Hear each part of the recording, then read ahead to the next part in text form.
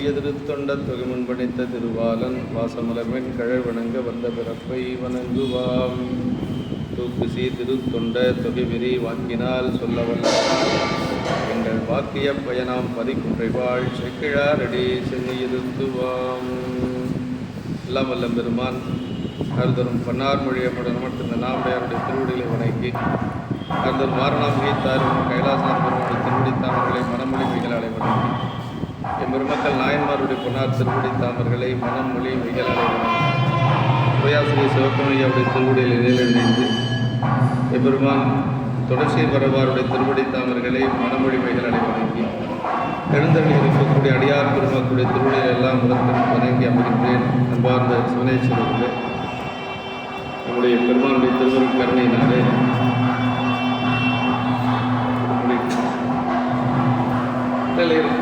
முடிச்ச முன்னாடி அதே வரதான்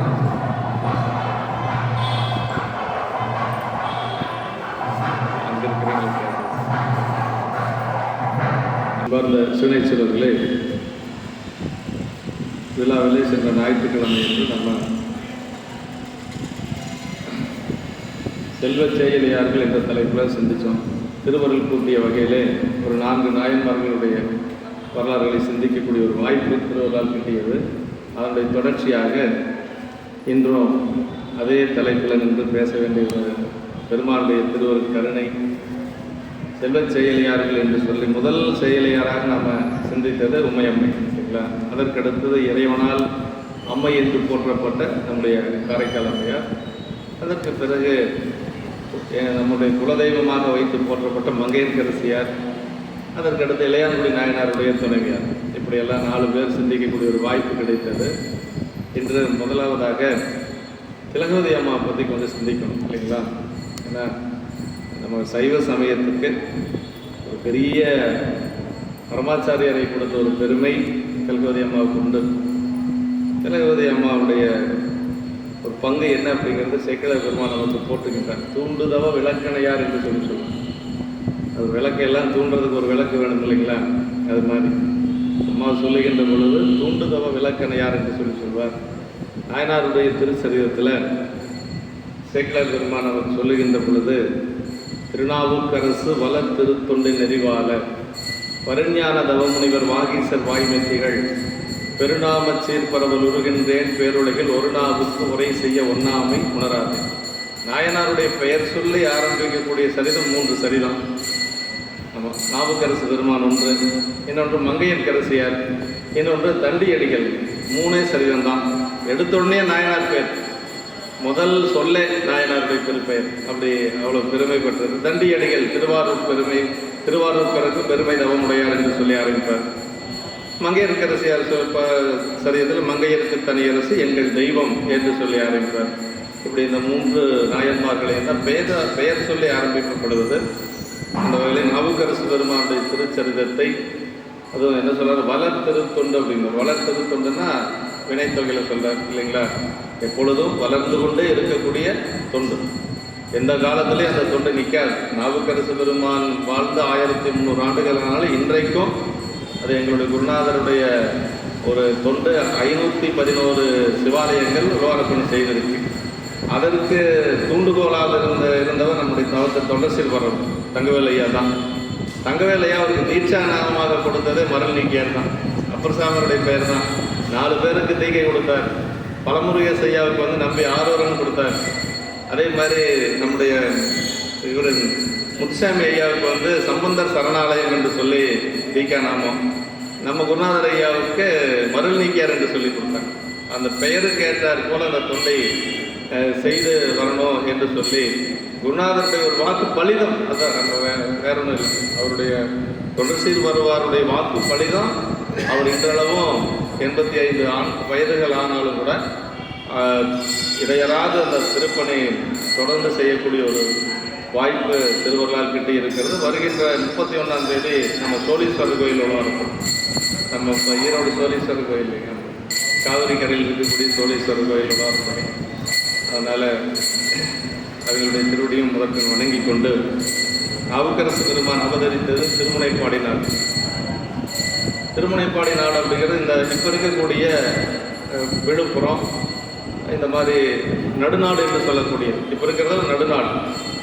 சேக்கிழார் பெருமான் நாவுக்கரசு பெருமானும் சுந்தரமூர்த்தி சுவாமிகளும் அவதாரம் செய்ததை பெருமையாக சொல்றார். மறந்தருத்தி நெறிமாற மணிகண்டர் வாய்மநெறி அறந்தரு நாவுக்கரசும் ஆளாத சுந்தரரும் பிறந்தருள் உள்ளதானால் நம்மளவோ பேருலகில் சிறந்த திருமுனை பாடி உட்பாடும் சீர்பாடு என்று சொல்லி சேக்கிழார் பெருமான் நாவுக்கரசு பெருமானும் சுந்தரமூர்த்தி சுவாமிகளும் அது திருவாமூர், இது திருநாவலூர், ரெண்டு ஒரு 10 கிலோமீட்டர் தொலைவு தான். நாவுக்கரசு பெருமான்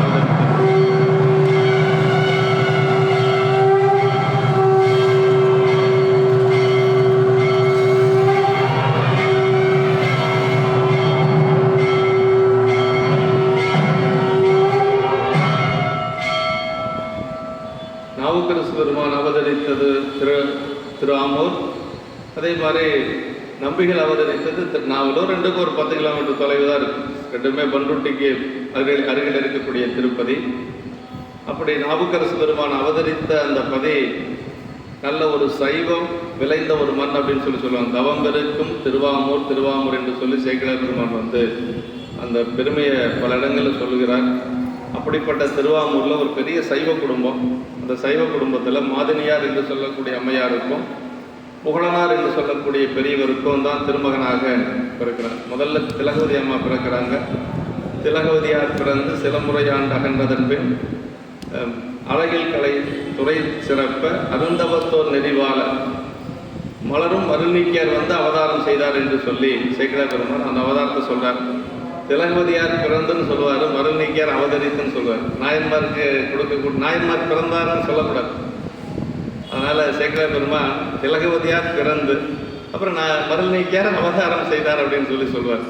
இப்படி அவர் அது கூட சொல்றார் பாருங்க. அதில் கூட ஒரு சமுதாய சிந்தனை நமக்கு இருக்கு. ஒரு சிலமுடையாண்டு அகன்றது, ஒரு குழந்தை பிறந்து 2-3 வருஷம் கழிச்சு அதற்கு பிறகு இன்னொரு குழந்தை பிறக்கணுங்கிறது பெரிய புராணத்தில் இருக்கு. நம்ம சிலமுறையாண்டு அகன்றதன் பின் என்று சொல்லுவார். அப்படி அவதாரம் செய்து 2 குழந்தைகள், மருள்நீக்கியார் அதே மாதிரி திலகவதி அம்மா. நல்ல சைவ குடும்பம். அப்படி வேளாளர் குலத்தில் 13 நாயன்மார்கள் நம்முடைய நாயனார், நம்முடைய நாவுக்கரசு பெருமான் ஒருவர். அப்படி இருக்கிற பொழுது நல்ல ஒரு சைவ நெறியிலே வாழ்ந்து வரக்கூடிய ஒரு குடும்பம். சின்ன வயசுலேயே நல்ல செல்வாக்கான ஒரு குடும்பம். இவர் நல்லா படித்து நல்ல ஒரு எப்படின்னா நல்ல ஒரு புலமை பெற்றவர், நல்ல அறிவு சார்ந்த ஒரு நிலையில் இருக்கிறார் இப்போ நாவுக்கரசு பெருமானும். அப்படி இருக்கிற பொழுது நம்முடைய புகழனார் கொஞ்சம் வயசாகி போச்சு. 2வது கொஞ்சம் பிணி வந்ததுனால பெருமானுடைய திருவடி அடைகிறார். அதை எப்படி சேக்கிழார் பெருமான் சொல்கிறாருன்னா, புகழனார் பிணி உழன்று விண்ணுலகை சென்றடைந்தார் அப்படிங்கிற பெரிய புராணத்தில் அமங்கல சொற்கள் இருக்கார்.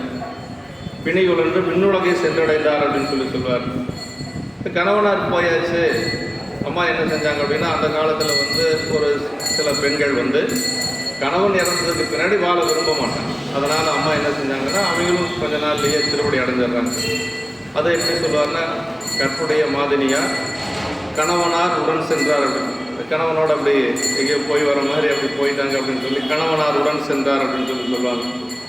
இப்போ திலகவதி அம்மாவுக்கு 13 வயது, நாவுக்கரசு பெருமானுக்கு 10 வயசுக்குள்ள இருக்கு. திலகவதி அம்மாவுக்கு மனம் பேசி முடிக்கிறாரு. அந்த காலத்தில் பெண்களுக்கு திருமண வயசு 13, ஆண்களுக்கு 14. கலிப்பகையார் என்று சொல்லி ஒரு போர்ப்படை தளபதி, பல்லவ மன்னனுடைய போர்ப்படை தளபதி கலிப்பகையாருக்கு மனம் பேசி முடிக்கிறாங்க. அப்படி மனம் பேசி முடித்த உடனேயே அவர் கொஞ்ச நாள், இப்போ அம்மா போயாச்சு, அப்பாவும் போயாச்சு, கொஞ்ச நாள்லேயே கலிப்பகையார் போருக்கு போகிறார். அந்த வீர மரணம் அடைஞ்சிடுறார். அதை சேக்கிழார் சொல்கிறார்.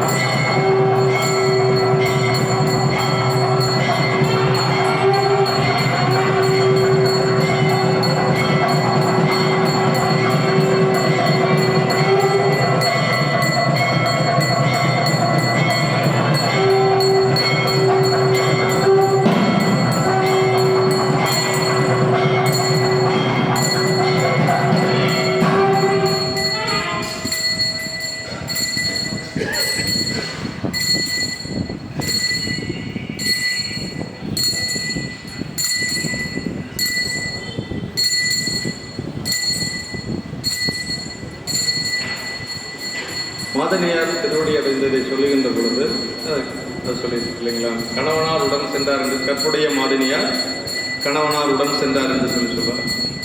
அதற்கு பிறகு கலிப்பகையார் போர்க்களத்தில் உயிர் நீத்து கொடுக்கிறார். அவர் வீர மரணம் அடைஞ்சார். அதை எப்படி சொல்வார்னா, கலிப்பகையார் போர்க்களத்தில் உயிர் கொடுத்து புகழ் கொண்டார்கள். எனவே போரிலே சென்று வீர மரணம் அடைவது புகழ், உயிர் கொடுத்து புகழ் கொண்டார் என்று சொல்வார். அப்படி அவரும் இறந்ததுக்கு பிறகு அம்மா என்ன செய்கிறாங்க அப்படின்னா, எனக்கு என்னுடைய தாய் தந்தையர்கள் அவர் தான் கணவன் என்று சொல்லி மனம் பேசி முடிக்கப்பட்டாச்சு. அப்படி மனம் பேசி முடிக்கப்பட்டதற்கு பிறகு வேறொருவனை திருமணம் செய்வதற்கு அம்மாவுக்கு விருப்பம் இல்லை. ஏன்னா கணவனாக சொல்லப்பட்டது அம்மா அப்பா மூலமாக சொன்னது. அதனால் இன்னொருத்தர் திருமணம் செய்கிறதுக்கு அம்மாவுக்கு விருப்பம் இல்லை. அதனால் அம்மா என்ன செய்கிறாங்க அப்படின்னா, தானும் உயிர் நீக்க வேண்டும் என்று சொல்லி நினைக்கிறாங்க. இவ்வுயிரை அவ்வுயிரோடு இசைவிப்பேன் என மொழிந்தார். அந்த உயிரை கொண்டே அந்த உயிரோடு சேர்க்கிறாங்க. அப்படி அவங்க ஒரு முடிவு செய்கின்ற பொழுது தான் நாவுக்கரசு பெருமான் சின்ன குழந்தையா இருக்கிறார், ஒரு 10 வயசுக்குள்ளதாக இருக்கு அவருக்கு. அவர் வந்து திருவடியில் விழுந்து அழுகிறார். அக்கா, எனக்குன்னு இருக்கக்கூடிய ஒரே உறவு நீங்கள் தான். நீங்களும் போயாச்சு அப்படின்னா எனக்கு உலகத்தில் வேலை இல்லை.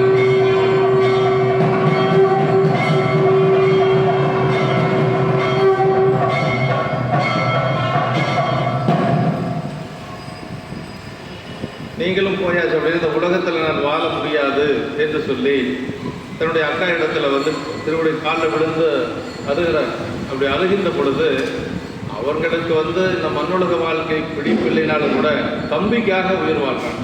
அதான் சேக்கடா பெருமான் அந்த இடத்துல சொன்னார், தம்பியார் உடராக வேண்டும் என வைத்ததையா, உம்பர் உலக அறையும் நிலை விளக்கி அம்பொன் மணி நூல் தாங்காது அனைத்துயிர்க்கும் அருள் தாங்கி. இந்த சாமி கூட அன்னைக்கு சொன்னார் இல்லையா? ஆமாம், அம்பொன் மணி நூல் தாங்காது, திருமாங்கல்யே தாங்கலை அந்த உடம்பு, ஆனால் உயிர்களுக்கெல்லாம் அருள் தாங்கி நின்றாராம். அனைத்துயிர் அருள் தாங்கி இம்பர்மனை தவம் புரிந்து திலகவதியார் இருந்தார் என்று சொல்லி அப்படியே ஒரு தவ வாழ்க்கை வாழ்றாங்க. ஒரு பெண்ணுக்கு எவ்வளவெல்லாம் வந்து ஒரு சூழல் வரக்கூடாதோ அத்தனையும் அம்மா அனுபவிச்சாங்க. அதாவது திலகவதி அம்மா மாதிரி அனுபவித்தவங்க யாருமே இருக்க முடியும். இப்போ 3 எடுத்த உடனே 3 மரண செய்திகள் வந்தாச்சு இல்லைங்களா? அம்மா போயாச்சு, அப்பா போயாச்சு, மனம் பேசி முடிக்கப்பட்ட கணவனும் போயாச்சு. இப்போ தம்பிக்காக அம்மா வந்து உயிர் வாழணும்னு நினைக்கிறாங்க. அதான் அம்பொன் மணி நூல் தாங்காது அனைத்துயிர்க்கும் அருள் தாங்கினார். இந்த உலகத்துக்கே அருள் தாங்கி நிற்கக்கூடியது திலகவதி அம்மா. அப்படி வாழ்ந்து கொண்டு இருக்கிற பொழுது 2 பேரும் அக்காவும் தம்பியும் திருவாமூர்லேயே இருக்கிறாங்க, அவங்க வீட்லேயே இருக்கிறாங்க. அப்படி வாழ்ந்து கொண்டு இருக்கிறாங்க. நாவுக்கரசு பெருமானுக்கு சின்ன வயசுலேயே கொஞ்சம் அறிவு அதிகங்க. அவர் எப்படின்னா எல்லா சமய நூல்களையும் படிக்கிறார். எல்லா சமய நூல்களையும் படிக்கிற பொழுது அவருக்கு வந்து அவருடைய அறிவில் சைவத்தை விட்டுட்டு சமணம் தான் உயர்ந்ததுன்னு தெரியுது. அதை கொல்லாமை அப்படிங்கிறது சமணத்தில் இருக்குது அப்படின்னு சொல்லி அவர் நினைக்கிறார்.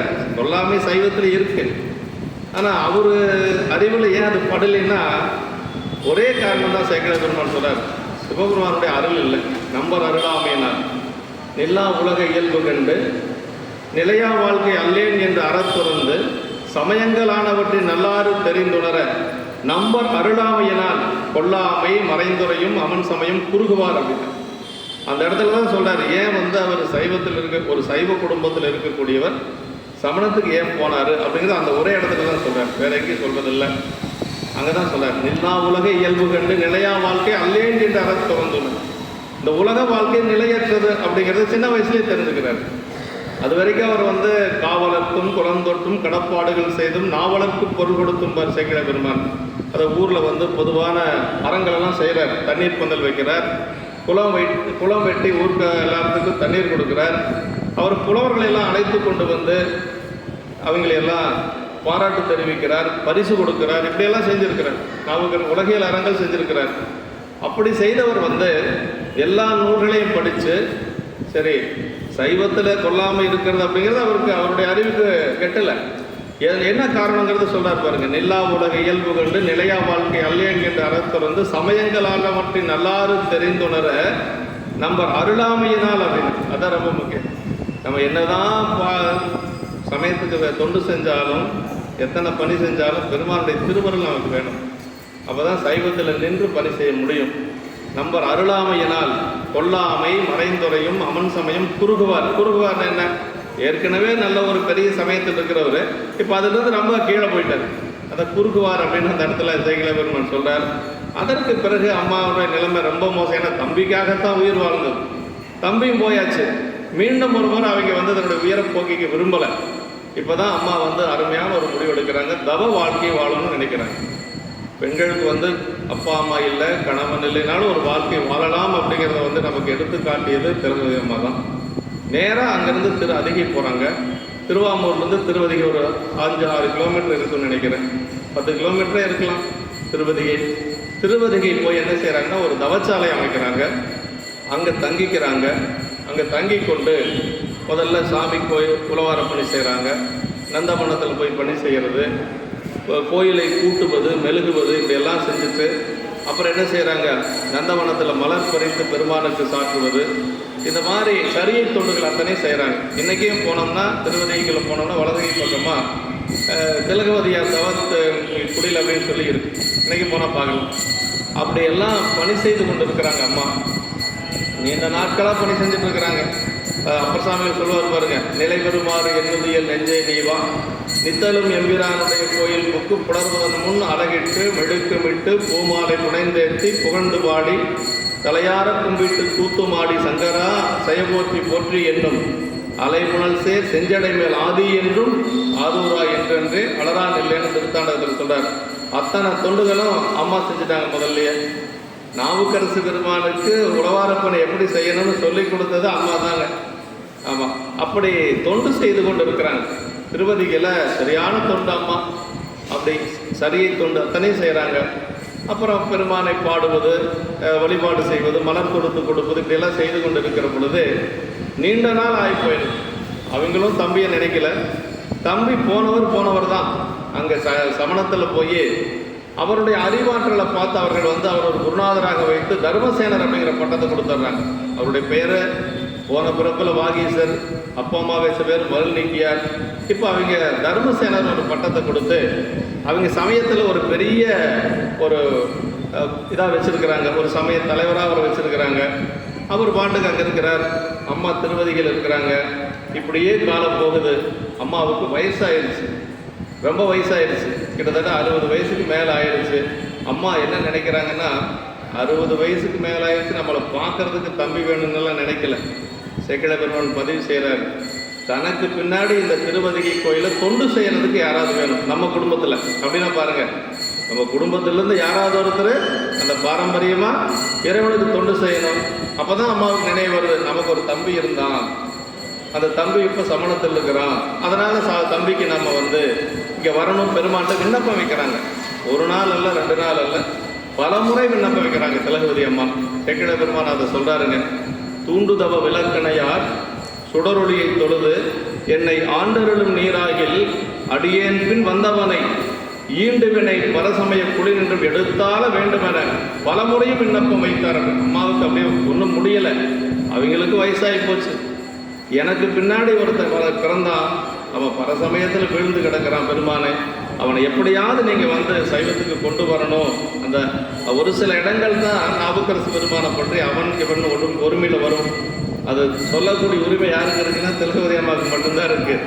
ஆனால் அந்த இடத்துல இந்த இடத்துல சொல்கிறாங்க, என் பின்னே வந்தவனை அப்படின்னு சொல்லுவாங்க.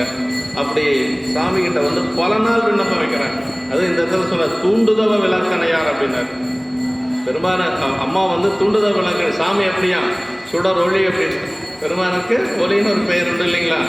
சுடரொளியை தொழுது என்னை ஆண்டருள் நீராகில் அடியேன் பின் வந்தவனை ஈண்டுவினை பரசமய குளிர் என்றும் எடுத்தால வேண்டும் என்று பல நாட்கள் விண்ணப்பம் வைக்கின்ற பொழுது சாமி வந்து ஒரு நாள் அம்மாவுடைய கனவுல வந்து, உன்னுடைய மனக்கவலை ஒரு நீ ஒன்றும் கவலைப்படாத, உன் பின்னே வந்தவனை அவன் முன்னமே முனையாகி இணையடை தவ முயன்றான், அன்னவனை சூளை மடுத்து ஆட்கொள்வோம் அப்படின்னார். அவருக்கு பின்னாடி வந்தனுடைய தம்பி ஏற்கனவே வந்து வாகீசராக இருந்து கைலாயத்தில் தவம் செஞ்சிருக்கிறான். அதனால் அவனை வந்து நம்ம சூளை நோய் கொடுத்து ஆட்கொள்வோம் என்று சொல்லி சாமி சொல்லிடுறார். சொன்னதுக்கு பிறகு இப்படி பல நாட்கள் அப்படியே ஓடுகிறது. அம்மா பாட்டுக்கு அவங்க வேலையை அப்படியே அவங்க பண்ணி அப்படியே செஞ்சிட்ருக்கிறாங்க. இது இந்த டியூரேஷன் அப்படிங்கிறது எத்தனை வருஷம் இருக்குதுன்னு பார்த்தா கிட்டத்தட்ட ஒரு 40 வருஷம் போயிருக்கு. கிட்டத்தட்ட 60 வயசுக்கு மேலே ஆயிடுச்சு 2 பேர்த்துக்கும். ஆமாம், அப்பர் சாமிகளே 60 வயசுக்கு மேலே தானே சமயத்துக்கு வராங்க. அந்த மாதிரி ரொம்ப காலம் ஆயிடுச்சு. அப்புறம் மீண்டும் ஒரு நாள் சாமி சொன்ன மாதிரியே அப்பர் சாமிகளுக்கு சமையல் செய்கிறதுக்கு ஒரு ஆளை கொடுத்துருக்குறாங்க. அந்த சமையல்காரன் ஒரு நாள் இரவோடு இரவாக அக்கா இருக்கிற அந்த சமணப்பாலை இதுக்கு திருவதிக்கு வர்றாங்க. சமணப்பாலையிலேருந்து அவன் வந்து நிற்கிறான். வந்த உடனே அக்கா கேட்குறாங்க, திலகவதி அம்மா என்ன கேட்குறாங்கன்னா, தீங்குள்ளதோ அப்படின்னு சொல்லி கேட்பாங்க. ஏன்னா தெரியும் அவங்களுக்கு தீங்குள்ளதோ அப்படின்னு கேட்டோன்னா அவன் சொல்கிறான், வந்தவன் இன்னும் உயிர் மட்டும்தான் போகலை, துடிக்கிறாரு, அவர் எந்த நேரத்தில் போகணும்னு தெரியாது அப்படின்னு சொல்லுகின்ற பொழுது திலகவதி அம்மா என்ன சொன்னாங்கன்னா, இதுதான் ஒரு பெண்ணுடைய உரைப்பு அப்படிங்கிறதுங்க. சைவத்தில் என்ன உரைப்பு இருக்குன்னா இதான் இருக்கணுங்க. நன்றறிய அமன் பள்ளி நன்னுகளேன் எழுவார்த்தை சென்றவனுக்கு உரைமன் அப்படின்னா, அது தம்பியாக இருந்தாலும் சரி யாராக இருந்தாலும் சரி அதை பற்றி கவலை இல்லை. சைவத்தை நிந்தனை செய்யக்கூடிய அந்த இடத்துக்கு நான் வரமாட்டேன், போய் அவன்கிட்ட சொல்லுங்க அப்படின்னு. வயிற்று வலியோடு துடிக்கிறாரு, நான் கொஞ்சம் நேரத்தில் உயிர் போனாலும் போயிருங்கிறான் வந்தவன், அதை பற்றி கவலை இல்லை. நன்றறியா அமன் பள்ளி நன்னுகளேன் எழுவார்த்தை சென்றவனுக்கு உரைமன் அப்படின்னா இந்த இடத்துல அவன் சொல்கிறான். அப்படி சொன்ன உடனே அவனும் நேராக போகிறான். நேராக போய் நாவுக்கரசு பெருமான் அப்படியே துடிச்சிட்டு இருக்கிறார். அவர்கிட்ட போய் சொல்கிறான், இந்த மாதிரி அக்காக்கிட்ட சொன்னேன், அக்கா வந்து முடியாதுன்ட்டாங்க, நீ தான் வரணும்னு சொல்லி. அது ஊட்டுவான் தனை விட்டார். ஊட்டுவான்னா சமையல் செய்கிறோம், ஊட்டுவான் தனை விட்டார் பாரு. அவன் அப்படி மீண்டும் போய் சொல்லுகின்ற பொழுது அரசுகள் என்ன பண்ணுறாருன்னா, ஒரு வெள்ளை ஆடையை அப்படி தலைக்கு போத்திக்கிறார். அப்படி வெள்ளை ஆடையை தலைக்கு போத்திட்டு அப்போ முடியெல்லாம் இருக்காது. ஏன்னா சமணர்கள் வந்து மயரை பறித்து கொள்வார். அவங்க ஒவ்வொரு முடியாக பறிச்சுக்குவாங்க. அதனால் அப்படி வெள்ளை ஆடையை போத்தி கொண்டு இரவோடு இரவாக திருவிகை வந்து சேர்றார். அப்படி புறப்பட்டு அந்த நேரம் எப்படி வந்து சேர்ந்த நேரம் அப்படின்னா திருப்பள்ளி எழுச்சி காலம். அவன் நீரணிந்தார் அகத்திரடும் நிறைகங்கள் புறத்திரடும் மாறவரும் திருப்பள்ளி எழுச்சி காலத்தில் அப்படி சேக்கிழ பெருமான் என்று சொன்னார். அந்த இடத்துல திருநீர் அணிஞ்சால் அகையிறல் போகுமா, நமக்கு இருக்கக்கூடிய ஆணவ மலம் போகும். சூரியன் வந்தால் புறையிறல் போகும். அதான் நீர் அணிந்தார் அகத்திரடும் நிறைகங்கள் புறத்திரடும் மாறவரும் திருப்பள்ளி எழுச்சினார். அதை ஒரு விடிய காலம் ஒரு 5 மணிக்காட்ட அவர் வந்து சேர்றார். அப்படி வந்து சேர்ந்து அம்மாவுடைய திருவடியில் விழுந்து நம் குலம் செய்த தவப்பயனே என்று சொல்லி திலகவதி அம்மா காட்டில் விழுந்து அப்படியே வணங்குறார். அப்படி வணங்கி நிற்கிறார். அப்படி நிற்கின்ற பொழுது திருக்கையிலை குன்றுடையான் திருநீரை அஞ்செழுத்தை ஓதி கொடுத்தார் அப்படின்னு அப்படியே திருவைந்தெழுத்தை சொல்லி அந்த திருநீரை அப்படியே பூசி விடுறாங்க. அதற்கு பிறகு திருநீர் கையிலே கொடுக்குறாங்க அம்மா. திலகவதி திருவாளன் திருநீர் திலகவதியார் அளிப்ப பெருவாழ்வு வந்ததென பெருந்தகையார் பணிந்த அப்படின்னார். திருவாளன் திருநீர் அப்படிங்கிற அந்த இடத்துல திருவாளன் அப்படிங்கிற சொல் வந்து மொத்தம் 6 இடத்துல பெரிய புராணத்தில் வரும். 6 இடத்துல வர்றது 4 இடத்துல சிவபெருமானை பற்றி தான் வரும், 2 இடத்துல சுந்தரரை பற்றி வரும். வேறு எந்த நாயன்மாருக்கும் திருவாளன் கிடையாது. சுந்தரமூர்த்தி சாமிகளை தவிர நாயன்மார்கள் யாரையும் திருவாளன்னு சேக்கிழ பெருமான்னு சொல்லலை. அவர் மட்டும் 2 இடத்துல சொல்கிறார். 4 இடத்துல திருவாளன் வருது. அது நாவுக்கரசு ஆனாய நாயனார் புராணத்தில் 1, நாவுக்கரசு புராணத்தில் 1, ஞானசம்பந்த பெருமான் புராணத்தில் 2. அதற்கு பிறகு நம்முடைய வெள்ளானை சருக்கத்தில் வருது. அப்புறம் சுந்தரருடைய துதியில் வருது. சுந்தரர் மட்டும் 2 இடத்துல சொல்கிறார். நம்முடைய கொங்கு நாட்டில் சொல்கிறார் உயிரளித்த திருவாளன் அப்படின்னார். திருவாளன்கிறதுக்கு சிவப்பணியை உரை சொல்வார். முக்தி திருவை ஆள்பவன் அப்படின்பார். முக்தி திருவை யார் ஆள முடியும்? தொண்டீஸ்வர பெருமான் தான் ஆள முடியும். அவர்கிட்ட தான் அதெல்லாம் இருக்குது. மற்றதெல்லாம் யார் வேணாலும் என்ன வேணாலும் கொடுப்பாங்க. ஆனால் முக்தி வேணும்னு வச்சுக்கங்களேன், அங்கே தான் போயாகும். அதான் முக்தி திருவை ஆள்பவன் என்று சொல்லி சிவப்பனை விளக்கம் சொல்வார். ஆனால் இந்த இடத்துல சுந்தரமூர்த்தி சாமிகளை திருவாளன் 2 தடவை சொல்கிறார். நேசம் நிறைந்த உள்ளத்தால் நிலம் நிறைந்த மணிகண்டத்து ஈசனடியார் பெருமையை எல்லா உயிரும் துளையெடுத்து தேசமுய்ய திருத்தொண்ட தொகைவன் படைத்த திருவாளன் அப்படின்னு வாசமுடனும் கடல் வணங்க வந்த பிறப்பை வணங்குவோம். அங்கே சொல்கிறார் பெருவாய் முதலை பிள்ளைதனை பெருவாய் முதலை உமிழ்ந்த பிள்ளைதனை உருகான் என்ற தாய் ஓடி எடுத்து கொடு வந்து உயிரளித்த திருவாளந்தன் சேவடியில் சீல மறையோனோடு வீழ்ந்தான் என்று சொல்லி சொல்கிறாங்க. அங்கே உயிரளித்த திருவாளன் என்று சொல்லி அவினாசியில் சொல்கிறார். சுந்தரமூர்த்தி சாமிகளுக்கு மட்டும் 2 இடத்துல திருவாளன் சொல்கிறது ஒரு பெரிய சிறப்புங்க. யாருக்கும் கிடைக்காத ஒரு பெரிய சேக்கிழ பெருமான் சொல்கிறார். இப்படி திருநீர் கொடுக்குறாங்க, உடம்பு பூரா பூசிக்கிறார். அப்படியே உருவார் அணிந்து கொண்டும்பார் சேக்கிழ பெருமான். அப்படி திருவாளன் திருநீர் திலகவதியார் அளிப்பு பெருவாழ்வு வந்தனர் பெருந்தகையார் படிந்த உருவார் அணிந்து கொண்டு அப்போதான் வந்து எல்லாம் திருநீர் எல்லாம் உடம்பு பூரா பூசிக்கிறார். அப்படி பூசிட்டு நிற்கிறாரு. அம்மா என்ன செஞ்சாங்கன்னா 40 வருஷம் கழித்து தம்பி வந்திருக்கிறார். அது எப்படி வந்திருக்காரு? ரொம்ப சூளை நோயோடு வந்திருக்கிறார். சூளை நோய் அப்படியே வாட்டுது. ஆனால் என்ன சொன்னாங்க அப்படின்னா, அம்மா சரி தம்பி ஏதாவது செஞ்சு கொடுக்கலாம், நீண்ட நாள் கழித்து வந்திருக்கிறாரு, சாப்பிட்றதுக்கு ஏதாவது கொடுக்கலாம், ஓய்வு, அதெல்லாம் ஒன்றும் கிடையாது. கையில் வந்து ஒரு தோண்டியை கொடுத்து விளக்கமாத்த கையில் எடுத்து கொடுத்து சொன்னார். அம்மா சொல்கிறாங்க, பற்றறுப்பார் தமைப்பணிந்து பணி செய்வீர் என பணித்தார் அப்படின்னு. பற்றறுப்பார் தமைப்பணிந்து பணி செய்வீர் என பணித்தார். அன்னைக்கு நாவுக்கரசு பெருமான் வாங்கின தோண்டியும் விளக்குமாறும் தான் கடைசி வரைக்கும் அவர் பணி செய்தது. திருவடி அடைகின்ற வரைக்கும். இப்போ திருவதிகையில் வாங்கினது எங்கே? திருவடி அடைகின்ற வரைக்கும் புகழூரில் கல்லோடும் மண்ணோடும் சொல்லோடும் வேறுபாடில்லா நிலைமை துணிந்திருந்தார் அப்படின்னு. ஆமாம், எல்லாம் அந்த புகழூரில் திருவடி அடைகின்ற வரைக்கும் அந்த பணியை விடாமல் செஞ்சார். ஒரு பெரியவருங்க, சொல்லக்கூடாது, பெயர் சொல்லலை, நாவுக்கரசு பெருமானை வந்து என்ன சொன்னார் அப்படின்னா, திருவஞ்சைக்களத்தில் பேசுகிற பொழுது அவர் சரியை அப்படின்னாரு. சரியைன்னு சொன்னவர் அவர் செய்த தொண்டு சரியை, அடைந்த நிலை ஞானம்னு சொல்லணும் இல்லையா? சொல்லவே இல்லை. சரியிலே நின்றார் அவர். நாவுக்கரசு பெருமான் நின்ற நிலை ஞானத்தில் ஞானம். சரியை செய்த தொண்டு சரியை, அடைந்த நிலை ஞானம். அது கடைசியாக சேக்கிழ பெருமான் சொல்கிறார். அவர் திருவடி அடைகின்ற பொழுது, மண் முதலாம் உலகேத்த மண்ணு திருத்தாண்டகத்தை புண்ணியா உன்னடிக்கே போதுகின்றேன் என புகன்று நன்னறிய சிவானந்தத்து ஞான வடிவே யாகி அன்னலார் செவடிக்கில் ஆண்டரசு அமர்ந்திருந்தார் அப்படின்னு. இப்போ பெரியவங்க வந்து ஒவ்வொரு இடத்துல இப்படி பேசிடுறாங்க. அது சரிக்கு வந்து நாவுக்கரசர், கிரியைக்கு ஞானசம்பந்த பெருமான், யோகத்துக்கு சுந்தரர், ஞானத்துக்கு தான் மணிவாசன், அப்படியெல்லாம் கிடையாது. 4 பெருமக்களுமே வந்து அந்த ஞானத்தில் நின்றவர்கள். அதில் எந்த ஒரு மாற்று கருத்தும் கிடையாது. 4 பேருமே நின்னாங்க ஞானத்தில். அதுக்கு சான்றுகள் எல்லாம் நிறைய இருக்குது. நம்ம பெரியவர், நம்ம ஐயா பேராசிரியர் ஐயாவும் வந்து அப்படி தான் சொல்லியிருக்கிறாங்க நம்ம. அதனால் அப்படியெல்லாம் இல்லை. அவர் இன்று அந்த உழவார பணி செய்து கொண்டு அப்படியே அந்த கூற்றாயினவாறு பதிகத்தை அப்போ தான் பாடுறாங்க. இந்த கூற்றாயினவாறு என்று சொல்லக்கூடிய திருப்பதிகத்தை அப்படி பாடிக்கொண்டே உழவார பணி செய்கிறாங்க. அப்படி உழவார பணி செய்து அந்த கடைசி பாடல் பாடுகின்ற பொழுது வயிற்று வலி நீங்கிடுது. பெரும்பாலும் என்ன செஞ்சார் அப்படின்னா, அவருக்கு அது வரைக்கும் மருள் நீக்கியார் அவருடைய பெயர். அப்போ தான் வந்து திருநாவுக்கரசுன்னு சாமி தான் சொல்கிறார். திருநாவுக்கரசுங்கிற பேர் சாமி தான் சொல்கிறார். பாவூற்றலர் செந்தமிழின் பதிகத்தொடை பாடிய பான்மையினால் நாவுக்கரசு என்னும் நல்ல நாமம் உலக 7லும் நயப்புறம் மண்ணுக அப்படின்னாரு. 7 உலகத்திலே கேட்குற மாதிரி சொன்னார். நாவுக்கரசு அப்படின்னு சொன்னது நம்முடைய திருவதிகை பெருமான். இன்னொரு பெயர் அவருக்கு வந்தது, அப்பர் சாமிகளுக்கு. யார்? நம்முடைய அப்பர்னு சொன்னது பிள்ளையார். பிள்ளையார் சொன்னார். பிள்ளையார் அப்பர்னு சொன்னார். ஆனால் அவர் மகன் என்ன சொன்னார்? அடியேன் அப்படின்னு தான் சொன்னார். ஆமாம், தொழுது அலைமுற்ற ஆண்டரசு தொண்டர்குலாத்திடை சென்று பழுதில் பெறும் காதலுடன் அடிபணிய பணிந்தவர்கள் கரங்கள் பற்றி விடையின் மேல் வருவாரை அழுது அழைத்து கொண்டவர் தான் அப்பரே என்ன அவரும் அடியேன் என்றார் அப்படின்னு. அந்த அப்பர் அப்படிங்கிறது வந்து ஞானசம்பந்த பெருமான் அந்த உரிமை கொடுக்கிறார் அவருக்கு. அதை எங்கே பயன்படுத்துகிறாருன்னா மறைக்காட்டில் பயன்படுத்துகிறார். இங்கே பயன்படுத்துறது இல்லை. சீர்காழியில் தான் அப்பரேன்னு சொல்கிறாரு. அப்பர்னு சொன்னது சீர்காழியில். அந்த அப்பருங்கிற சொன்ன அந்த ஸ்தானத்தை எங்கே பயன்படுத்துகிறாருன்னு மறைக்காட்டில் பயன்படுத்துகிறார். மதுரையம்பதி போகிறேன்னு சொல்லி புறப்படுற பொழுது செல்ல இசையேன் அப்படிங்கிறார். மகனுக்கு சொல்கிற மாதிரி சொல்கிறார்.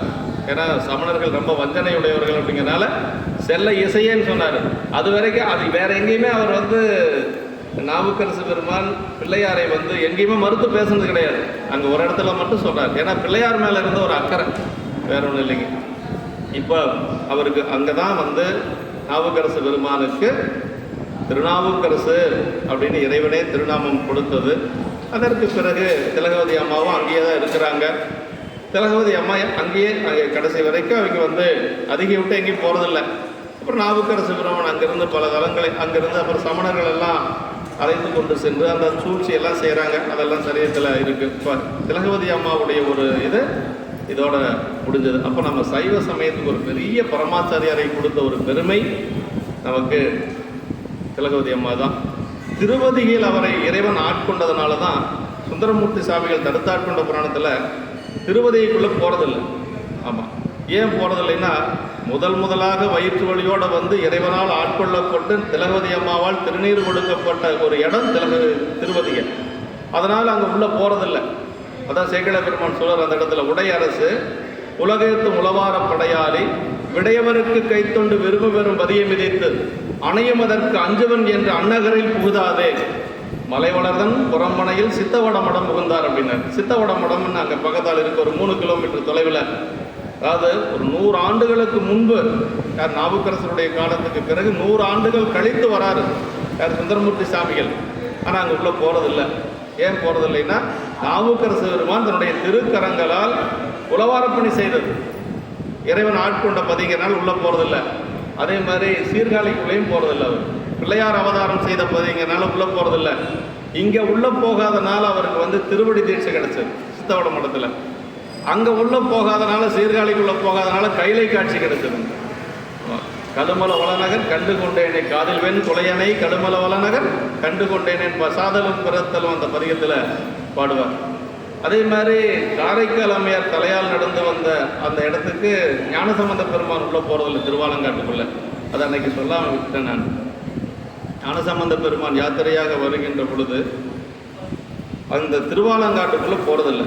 திருவாலங்காட்டிலிருந்து ஒரு கொஞ்சம் தூரம் தள்ளி ஒரு கோயில் போய் தங்குறார். சேக்கிழ பெருமான் அதை சொல்வார்.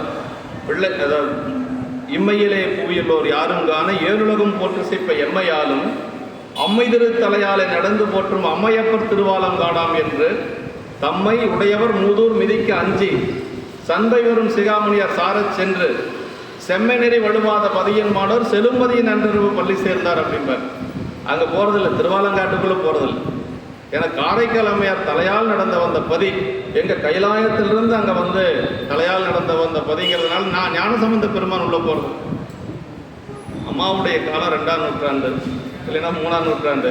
500 ஆண்டுகள் கழித்து ஞானசம்பந்த பெருமான் வராருங்க. 500 ஆண்டுகள் கழித்து வந்த ஞானசம்பந்த பெருமான் உள்ளே போகிறது. அப்போ தான் வேறொரு பதியில் தங்குறார். அப்படி தங்குகின்ற பொழுது எப்பொழுதும் ஒரு பதிகம் பாடுவார் ஞானசம்பந்த பெருமான். அன்னைக்கு அயர்ந்து தூங்கிடுறார். அப்போ தான் சாமி கனவுல போகிறார். இவர் போகலை திருவாலங்காட்டுக்குள்ளே, ஆலங்காட்டு பெருமான் கனவுல போகிறார். அயர்ந்தனையோ என்னை பாடுதற்கு அப்படின்னு சொல்லி கேட்குறாரு. சிவபெருமான் இரவு 12 மணிக்கு திருமுறை கேட்குறாரு. அப்போ திருமுறை எப்போ பாடலான்னா எப்போ வேணாலும் பாடலாம். தூக்கம் இல்லையா திருமுறை பாடலாம், தூங்கி எந்திரிச்சிட்டிங்களா திருமுறை பாடலாம். இதுதான் நேரங்கிறது கிடையாது. திருப்பள்ளி எழுச்செல்லாம் முடிந்த பள்ளியற பூஜையெல்லாம் முடிஞ்சிருச்சு, இனிமேல் திருமுறை பாடக்கூடாது அப்படியெல்லாம் ஒன்றும் கிடையாது. ஏன்னா இறைவனே கேட்டு நள்ளிரவு நேரம் சேக்கிழ பெருமானே சொல்கிறார். நள்ளிரவு நேரத்தில் சொல்கிறார் அயர்ந்தனையோ என்னை பாடுதற்கு அப்படின்னார். அப்போ தான் துஞ்ச வருவார் அவர் என்று சொல்லக்கூடிய திருப்பதிகத்தை நம்முடைய ஞானசம்பந்த பெருமான் பாடியதாக நமக்கு பெரிய புராணத்தில் இருக்குது. அப்போ பெரியவங்களுடைய பதியை, அவர்கள் தொண்டு செய்த பதியை கொஞ்சம் உள்ளே போகிறதுக்கு தயங்கியிருக்காங்க. இது எல்லா பக்கம் 2-3 பக்கம் இது மாதிரி நம்ம பார்க்கலாம். இந்த அளவு வைத்து அடுத்தது நமக்கு தனியடியார் சரிதத்தில் முதலாவதாக வைத்து போற்றப்படுவது திருநீலகண்ட நாயனாருடைய சரிதம் இல்லைங்களா? திருநீலகண்ட நாயனாருடைய சரிதம் எல்லாத்துக்கும் தெரியும் இல்லைங்களா? திருநீலகண்ட நாயனாரை பற்றி சொல்லுகின்ற பொழுது முதல்ல சேக்கிழ பெருமான் என்ன சொல்லார்னா, பொய்கடிந்த அறத்தின் வாழ்வார் புனல் சடை முடியாருக்கு அன்பர் மெய்யடியாருக்கான பணி செய்யும் விருப்பில் நின்றார் வையகம் போற்றும் செய்ய மனையறம் புரிந்து வாழ்வார் சைவமே திருவின் சார்பே பொருளனச் சாரும் நீரார். இதான் நாயனாரை பற்றி முதல் நமக்கு அறிமுகப்படுத்துகிறார். பொய்கடிந்து அறத்தின் வாழ்வார் புனல் சடை முடியாருக்கு அன்பர். பெரிய தகுதி என்ன? சிவபெருமானுக்கு அடியார் அப்படிங்கிறது தான் பெரிய தகுதி. அதோட ஒரு பெரிய தகுதி வேற எதுவும் இல்லை. சங்கிலி நாச்சியார்கிட்ட தூது செல்லுகின்ற பொழுது சாமி என்ன சொல்கிறாருன்னா, அவருடைய எலிஜிபிலிட்டி சொல்லணும் இல்லையா, 2ஆவதாக கல்யாணம் பண்ணிக்கிறதுக்கு. அதுக்கு என்ன சொல்கிறாருன்னா, சாரும் தவத்து சங்கிலியே நீயே ரொம்ப தவம் உடையவதான், ஆனால் அவன் எப்படிப்பட்டவன்னா மேருவரையும் மேம்பட்ட தவத்தான். நான் இருக்கக்கூடிய இமயமலையை விட தவம் செஞ்சவன். அதுக்கு மேலே என்னன்னு சொல்கிறாரு, சாலையன்பால் அன்புடையான். வேறு என்ன வேணும் அதுக்கு மேலே? அதாவது அம்மா வந்து எதையெல்லாம் சொன்னால் ஒத்துக்குவாங்களோ அதையெல்லாம் சாமி சொல்கிறேன். ஒன்று நீ தவமுடையவள் தான், ஆனால் அவனுடைய தவம் உன்னுடைய தவத்தை விட பெருசு. அதுக்கு மேலே என்ன? என் மேலே அன்புடையவன், சாலையன்பால் அன்புடையான் அப்படின்னு. அது மாதிரி இந்த இடத்துல வந்து பெருமானுடைய புனல் சடை முடியாறு கண்பர் அப்படின்னு. அப்புறம் இது மெய்யடியாருக்கான பணி செய்யும் விருப்பம், அடியார்களுக்கு பணி செய்கிறார். சிவபெருமானுக்கு அடியவர், அடியாருக்கு பணி செய்கிறார். வையகம் போற்றும் செய்கை மலையறம் புரிந்து வாழ்வார். என்னங்க தனித்தனியாக 2 பேரும் இங்கே ஒருத்தர் அங்கே ஒருத்தர் இருந்தாங்கன்னு சொல்கிறீங்க, கடைசி வரைக்கும் இதுதான் வையகம் போற்றும் மனையறமா அப்படின்னா அதுதான் வையகம் போற்றும் மனையறம் அப்படிங்கிறத அந்த சரியத்தில் சொல்கிறாருங்க. அப்புறம் என்ன சொல்கிறார், சைவமை திருவின் சார்பு பொருளன சாரும் நீரார். சைவமை திரு அப்படின்னு என்னன்னு கேட்டிங்கன்னா, என்றைக்கு மெய்த்துரு அப்படின்னு என்ன தெரியுங்களா, அழியாத பொருள். சைவத்தில் அழியாத 4 பொருள் இருக்குதுங்க. திருநீர், உருத்தராக்கம், சீபஞ்சாக்கரம், சடைமுடி. இதுதான் சைவத்தில் அழியாத பொருள், என்றைக்கு இருக்கக்கூடிய பொருள். சைவமை திருவின் சார்பே பொருளன சாரும் நீரார் அப்படின்னாரு.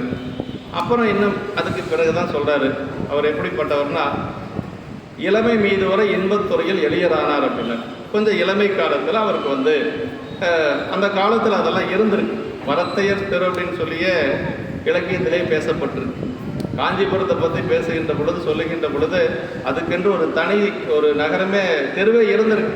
சிவஞான முனிவர் பாடுறார், அந்த காஞ்சி புராணத்தில் பாடுறார்.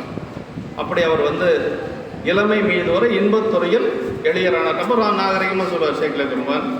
அம்மா எப்படின்னு கேட்குறாரு, அம்மா எப்படின்னு சொல்றாரு, அதையும் சொல்றாரு. ஆங்கவர் மனைவியாரும் அருந்ததி கற்பின் மிக்கார் அப்படின்னாரு. ரொம்ப முக்கியமான இடங்கள். அருந்ததி கற்பின் மிக்கார்னா, அருந்ததி யாருன்னா வசிஷ்டருடைய மனைவி. அருந்ததியை விட கற்பில் சிறந்தவள் எந்த ஒரு பெண்ணையும் சொல்ல முடியாது. அதனால் என்ன சொல்றாரு, அருந்ததியை போல கற்பின் சிறந்தவள் அப்படின்னு சொல்லி சொல்றாரு. அருந்ததியை போல கற்பிலை சிறந்தவர். அதுவும் என்ன சொல்றாருன்னா, அது தேமரும் கமலப்பதில் திருவினும் உருவம் மிக்கால் அப்படிங்கிற. லட்சுமியை விட அழகான பெண்ணா அந்த அம்மா. அப்புறம் கற்பில் வந்து அருந்ததியை விட அருந்ததியை போல சிறந்த பெண் அப்படின்னு சொல்லி சொல்றாங்க. தேமலர் கமலப்போதின் திருவினும் உருவம் மிக்கால் அப்படின்னு சொல்லி சொல்றாங்க. இப்படியெல்லாம் அம்மாவை பற்றி சொல்லிட்டு வர்றார். அப்படி இருக்கிற பொழுது இவர் ஒரு நாள் வந்து பறைத்தைவால் அணைந்து நன்ன அப்படின்னு ஒரு விலை மாதருடைய வீட்டுக்கு போய் வர்றார். அது அம்மா பார்த்துக்கிறாங்க. அப்படி பார்த்த உடனேயே எப்பொழுதும் போல இவர் வந்து போகிறார். எப்பொழுதும் போல வேண்டுவ இறந்து கூறி மெய்யுற அணையும் போதில் தீண்டுவிராயன் எம்மை திருநீலகண்டம் என்பார் என்று சொல்லி சொன்னார். தீண்டுவிராயன் எம்மை திருநீலகண்டம். எப்பொழுதும் போல அவர் வந்து அம்மாவுக்கு பக்கத்தில் போய் அப்படி நெருங்குகின்ற பொழுது அம்மா என்ன சொல்கிறாங்க அப்படின்னா, ஏன்னா இவர் வந்து திருநீலகண்டத்தின் மீது எப்பொழுதும் அன்புடையவர். எப்பொழுதும் திருநீலகண்டனே சொல்லிட்டு இருப்பார். 5 எழுத்தை சொன்னாலும் என்ன ஒரு பயனோ அதே பயன் திருநீலகண்டன் சொன்னாலும் உண்டுங்க. திருநீலகண்டம் என்று சொல்லுவதும் ஒரு மந்திரம்தான். அப்படி திருநீலகண்டனே சொல்லிட்டு இருக்கிறதுனால திருநீலகண்டத்தை சொல்லி அம்மா சொல்லுவாங்க, தீண்டுவிராயன் எம்மை திருநீலகண்டம் என்பார் அப்படின்னாரு. அப்படி சொன்ன உடனேயே அவர் எப்படி இருந்தார் அப்படிங்கிறத சேக்கிழ பெருமான் சொல்றாருங்க. இப்போ மனைவி அப்படி சொன்ன உடனேயே அவர் வந்து எம்மையும் அப்படின்னு சொல்லி சொல்றாங்க அம்மா. அப்படி எம்மையும் சொன்னதுனால மனைவியை மட்டும் அல்ல, மற்ற எந்த ஒரு பெண்ணையும் மனதால் தீண்ட மாட்டேன் என்று சொல்லி ஒரு விரதம் எடுக்கிறார். அதான் அந்த பாட்டில் சொல்றார், ஆதியார் நீலகண்டத்து அளவுதாம் கொண்ட ஆர்வம் பேதிய ஆணை கேட்டு பெரியவர் பெயர்ந்து நீங்கி ஏதிலார் போல நோக்கி எம்மையும் என்றதனாலே மற்ற மாதலார் தம்மை எந்த மனத்தினும் தீண்டேன் என்றார் அப்படின்னார். இது அருமையான ஒரு இடங்க இந்த இடத்துல. ஆதியார் நீலகண்டத்து அளவுதாம் கொண்ட ஆர்வம் பேதியா ஆணை அப்படின்னார். அம்மாவுடைய ஆணை எப்படிப்பட்ட ஆணையா? பேதிய ஆணைன்னு என்னன்னா பெரியவர்களை சொல்லுவது, இறைவனை சொல்லி அம்மா சொல்லியிருக்கிறாங்க. அதனால் பேதிய ஆணை கேட்டு பெரியவர் அப்படின்னார். பெரியவர்னா அதை பெரிய புராணம்னு நமக்கு நூலுடைய பெயர் பெரிய புராணம் கிடையாதுங்க. என்னங்க இப்படி சொல்கிறீங்க அப்படின்னா, சேக்கிழ பெருமான் சொன்னது திருத்தொண்டர் புராணம் தான். இங்கீதன் நாமம் கூறின் இவ்வுலகத்து முன்னால் தங்கியிருள் 2 மாக்கள் சிந்தையை சார்ந்து நின்ற பொங்கி இருளை ஏனை புறையிருள் போக்குகின்ற செங்கதர்வன் போல் நீக்கும் திருத்தொண்டர் புராணம் என்போம். இதுதான் 10வது பாட்டில், பாயிரத்தில் 10வது பாட்டில் சேக்கிழ பெருமானே சொல்கிறார். அப்போ இந்த புராணத்தினுடைய பெயர் திருத்தொண்டர் புராணம். அப்புறம் எப்படிங்க பெரிய புராணம் வந்ததுன்னா, யாராலும் செய்ய முடியாத செயல்களை செய்ததுனால பின்னாடி வந்த புலவர்கள் பெரிய புராணம்னு சொன்னாங்க. இந்த சரியத்தில் வருது, பெரியவர் அப்படின்னு சொல்லி வருது. பெரியவர் பெயர்ந்து நீங்கி. ஏன் திருநீலகண்டநாயனார் பெரியவர்னு சொல்லணும்னா, இப்போ ஒரு இளமை காலம் தொட்டு ஒரு 20 வயசு இருக்கும் அவருக்கு இருந்தால், இனி 80 வயசு 85 வயசு வரைக்கும் இந்த ஆணையை காத்து நிற்க போகிறார். அதுதான் பெரிய வேலைங்க. ஒரே வீட்டுக்குள்ளே இருக்கிறாங்க, வெளியில் எங்கேயும் போகிறதில்ல. ஆனால் அந்த ஆணையை வந்து கடைசி வரைக்கும் காத்தது நாயனார். அதனால தான் நம்முடைய பட்டணத்தடிகள் சொல்லுகின்ற பொழுது, வாளால் மகவறிந்து ஊட்ட வல்லே நல்லேன், மாது சொன்ன சூழால் இளமை துறக்க வல்லே நல்லேன், நாளாரில் கண்ணிடர்ந்து அப்ப வல்லே நல்ல. இது மூணும் சொல்லிட்டாரு, அதுக்கு மேலே சொல்லலை. அவன் பெரிய புராணத்தில் இந்த மூணை என்னால் செய்ய முடியும். எல்லாம் துறந்த பட்டணத்தடிகளை என்ன சொல்றாருன்னா, மாது சொன்ன சூழால் இளமை துறக்க வல்லே நல்லேன். ஒரு மனைவி சொன்னதெல்லாம் ஒரு பெரியதா, ஆனால் அதை பெரிய ஒரு ஆணையாக வைத்து போற்றியது தான் அந்த பெரியவர் அப்படிங்கிறதுக்கு அதான் சொல்றார். ஆதியார் நீலகண்டத்து அளவுதாம் கொண்ட ஆர்வம், பேதியா ஆணை கேட்டு பெரியவர் பெயர்ந்து நீங்கினார். வாரியார் சாமி ஒரு விளக்கம் சொல்வார். பெயர்தல்னால் ஒன்று தான், நீங்குதல்னால் ஒன்று தான். ஒரே பொருள் வரக்கூடிய ரெண்டு சொல்ல சேக்கிழார் பெருமான் சொல்ல மாட்டார். ஏன் அப்படி சொல்லியிருக்கார் அப்படின்னா, சாமிகள் சொல்றார் அதுக்கு, உடலாலும் நீங்கினார் உள்ளத்தாலும் நீங்கினார் அப்படின்னார். ஒரு சிலர் எப்படின்னா வேற வழி இல்லாமல் உடலால் நீங்கி இருப்பாங்க, ஆனால் உள்ளம் முழுக்க வேற மாதிரி இருக்கும். ஆனால் நாயனர் அப்படி அல்ல. பெயர்ந்து நீங்கி, எதிலார்னா அயலார்னு அர்த்தங்க. எதிலார் போல நோக்கி, மனைவி அயலார் போல அப்படி சொன்னாங்க அப்படின்னு சொல்றாங்க. எம்மையும் என்றதுனாலே பன்மையில சொன்னதுனால, என்னை மட்டுமல்ல எந்த ஒரு பெண்ணையும் அப்படின்னு அவர் நினைச்சிட்டு எம்மையும் என்றதுனாலே மற்றை மாதரார் தம்மை எந்த மனத்தினும் தீண்டேன் என்று வேறு எந்த ஒரு பெண்ணையும் மனதால் கூட நினைக்காமல் இருந்திருக்கிறார் நம்முடைய திருநீலகண்ட நாயனார். சரி, ரெண்டு பேரும் ஒருத்தருக்கு ஒருத்தர் மெய்யிரு புணர்ச்சி என்று சொல்லக்கூடிய உடல் இன்பம் இல்லை, எப்படி வாழ்ந்தாங்க அப்படிங்கிறத அருமையாக சொல்கிறார் சேக்கிழார். அதுதான் ரொம்ப முக்கியம் நமக்கு. இதில் ஒரு பெரிய மெசேஜே நமக்கு கொடுக்குறார் சேக்கிழார் பெருமான். ரெண்டு பேரும் எப்படி வாழ்ந்தாங்கன்னா, கணவன் மனைவிக்கு செய்ய வேண்டிய அத்தனை கடமையிலும் செய்கிறார், மனைவி கணவனுக்கு செய்ய வேண்டிய அத்தனை கடமையிலும் செய்கிறாங்க. ரெண்டு பேரும் மெய்யுறு புணர்ச்சி என்று சொல்லக்கூடிய அந்த உடல் இன்பம் மட்டும்தான் இல்லை. அந்த அம்மா வீட்டை விட்டு வெளியில் போகலை, இப்போ சண்டை போட்டுட்டு வெளியில் போகிறது அந்த மாதிரியெல்லாம் போகலை. சரி, இப்படி இருக்கிறது வேற யாராச்சுக்கு தெரியுமா அப்படின்னா, அவங்க ரெண்டு பேர்த்தை தவிர யாருக்கும் தெரியாது. அதுதான் அந்த புராணத்தில் நம்ம தெரிஞ்சுக்க வேண்டியதுங்க.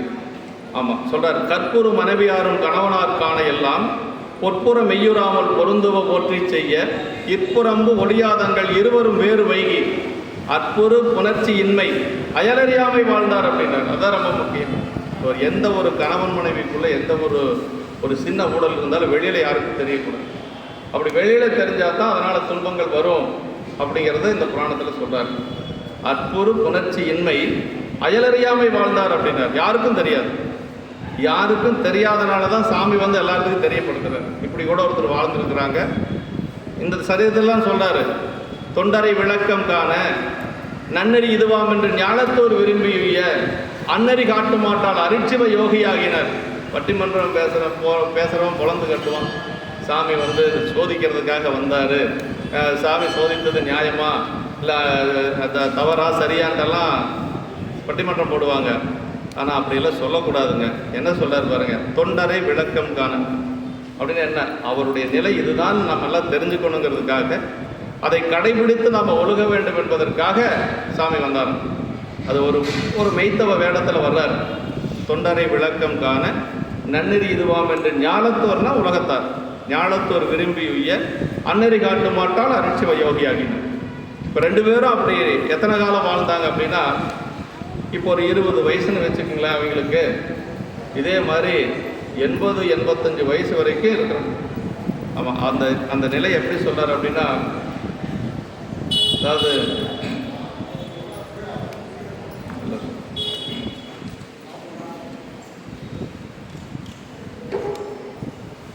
தளர்வோடு சாய்ந்தும் அன்பு தம்பிராந்திர வளமொழி இளமை நீங்கி வடிவுறு மூப்பு வந்து தளர்வோடு சாய்ந்தும் அன்பு தம்பிராந்திரத்து சாயார் அப்படின்னு. ஆமாம், வளமொழி இளமை நீங்கி.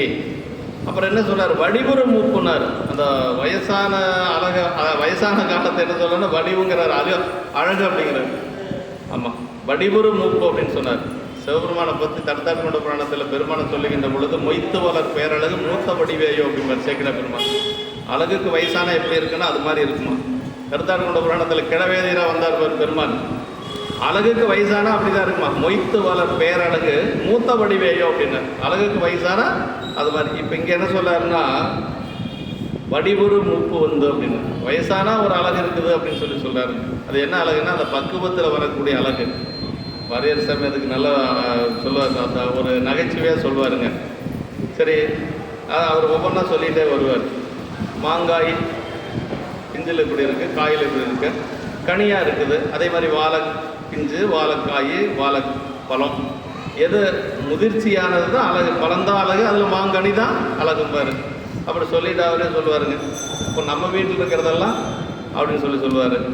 அவரே மீண்டும் பதில் சொல்லுவார், நம்மளதெல்லாம் பழுத்ததில்லை வெம்பி போனது அப்படின்னு சொல்லுவார். அது மாதிரி அந்த வயதான அது ஒரு அழகு. சேக்கிழார் பெருமான் பல இடங்களில் அதை வந்து வடிவுறு, மொய்த்து வளர் பேரழகு இப்படியெல்லாம் சொல்கிறார். இந்த இடத்துல வடிவுறு மூப்பு வந்து அப்படின்னு சொல்லுவார். அது என்ன ஒரு அதில் சிறப்புன்னா, அவரால் நிற்க முடியல, கோல் கையில் இல்லைன்னா நிற்க முடியாது. ஆனால் பெருமான் மேலே வச்சிருந்த அன்பு கொஞ்சம் கூட குறையல. அதுதான் ரொம்ப முக்கியம். வளமளி இளமை நீங்கி வடிவுறு மூப்பு வந்து தளர்வோடு சாய்ந்தும் அன்பு தம்பிரான்கிறது சாயா. இப்போ எப்படி நம்ம பெருமானை வச்சிருக்கணும் அப்படின்னா, எத்தனை வந்தாலும் சரி தொண்டீசா நீ தான் அப்படிங்கிறதுல நம்ம மனசில் உறுதியாக இருக்கணும். அதுதான் வந்து ஒரு மூணு பிரதோஷத்துக்கு வருவாங்க, அவங்க நினச்சது நடக்கலைன்னா மறுபடியும் கோயில் பக்கமே வரமாட்டாங்க, அந்த பக்கம் இருக்கிற கோயிலுக்கு போயிடுவாங்க. அப்படியெல்லாம் இல்லைங்க. நம்மளுடைய வினையின் காரணமாக வருது நமக்கு இன்ப துன்பங்கள், நமக்கு வருவது நாம் செய்த நல்வினை தீவனின் காரணமாக. சாமி எப்போ நமக்கு எந்த பலனை கொடுக்கணுமோ அப்போ கொடுப்பாரு, அவருக்கு தெரியும் இல்லைங்களா. நம்மளுடைய தகுதி அறிந்து நம்மளுடைய எந்த அளவுக்கு நம்ம தாங்குவோமோ அந்த அளவுக்கு கொடுப்பார். அதனால் என்ன வந்தாலும் சரி அவர் தான் அப்படிங்கிறதுல உறுதியாக இருக்கும். இப்போ 2 பேரும் அது மாதிரி தான் இருந்திருக்கிறாங்க.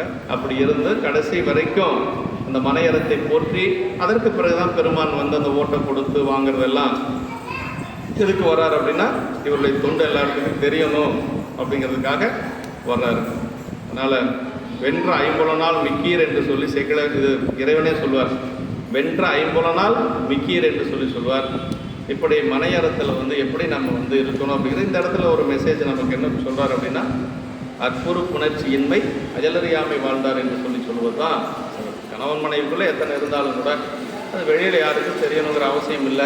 இன்னொன்று, வீட்டை விட்டு வெளியிலையும் பெண்கள் போகக்கூடாது, இற்புறம்பு ஒழியாதங்கள் என்று சொல்கிறார். அதே மாதிரி கணவன் மனைவிக்கு செய்ய வேண்டியதை செய்யணும், மனைவியும் கணவனுக்கு செய்ய வேண்டியதை செய்யணும். அதுதான் அந்த கற்புறு மனைவியாரும் கணவனார்கான எல்லாம் பொற்புறம் மெய்யுறாமல் பொருந்துவ போற்றி செய்ய இற்புறம்பு ஒழியாதங்கள் இருவரும் வேறு வைகி அற்புறு புணர்ச்சியின்மை அயலறியாமை வாழ்ந்தார் என்று சொல்லி. இந்த அளவுக்கு நம்ம அம்மாவுடைய ஒரு ரோல் இதில் வந்து, அம்மா வந்து இப்படியெல்லாம் இருந்தாங்க அப்படிங்கிறதுக்காக செப்பனைய உரையில் எழுதுறாரு. அதுக்காக அம்மா தான் வந்து நாயனாரை திருத்தி கொண்டு வந்தாங்க இப்படியெல்லாம் நம்ம பேசக்கூடாது. எந்த சரிதமாக இருந்தாலும் அந்த சரிதத்தினுடைய நாயனார் தான் உயர்வுங்க. இப்போ அம்மாவுடைய ரோல் என்ன அப்படின்னா, அதில் அவருடைய தொண்டுக்கு துணை நின்றார் அப்படிங்கிறதோடு சரி, அதுக்கு மேலே நம்ம போகக்கூடாது.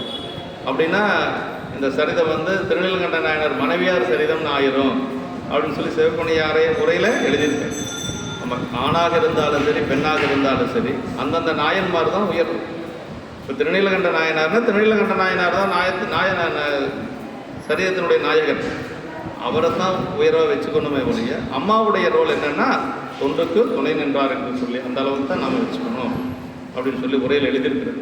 எந்த சரிதமாக இருந்தாலும் எழுதியிருக்கேன். அடுத்து நமக்கு இயற்பகை நாயனாருடைய சரிதம், அதாவது உலகியல் இருக்கக்கூடிய ஏற்றுக்கொள்ள முடியாத ஒரு சரிதம் என்னென்னா இயல்பகை நாயனார் சரிதம். என்னதான் இருந்தாலும் எப்படிங்க அப்படிம்பாங்க. அது அவருடைய நிலையிலிருந்து நாம் பார்க்கணும் அந்த சரியத்தை. சேக்கிழார் பெருமான் என்ன சொல்றாருன்னா, அவரை உலகியல் பகையார் அப்படிம்பார். உலகியல் பகையார், உலகியல் பகையார் உலகியல் நோக்கத்தில் அந்த சரியத்தை சிந்திக்கவே கூடாது. என்ன இருந்தாலும் மனைவியை அப்படி விடலாமா அப்படின்னு சொல்லி கேள்வி வரும். அவருடைய கொள்கை என்னென்னு பார்க்கணும் நம்ம, அதுதான் ரொம்ப முக்கியம்.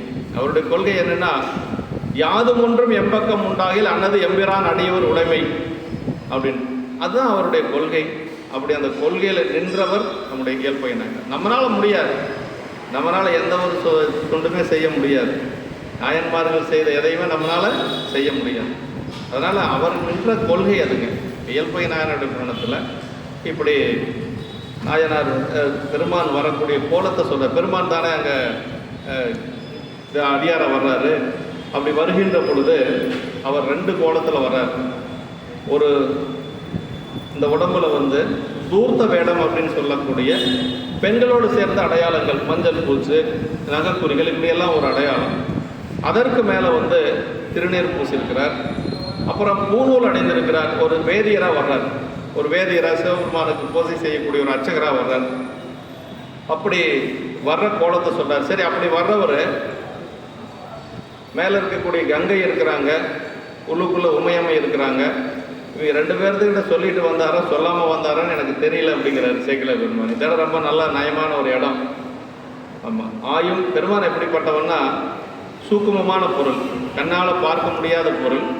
ஆனால் எல்லாத்துக்கும் அருள் செய்வதற்காக மன்றில் நின்று நடமாடிட்டு இருக்கிறார். எல்லாமே 2 இருக்குதுல பார்த்தோம்னா அந்த பாட்டில்.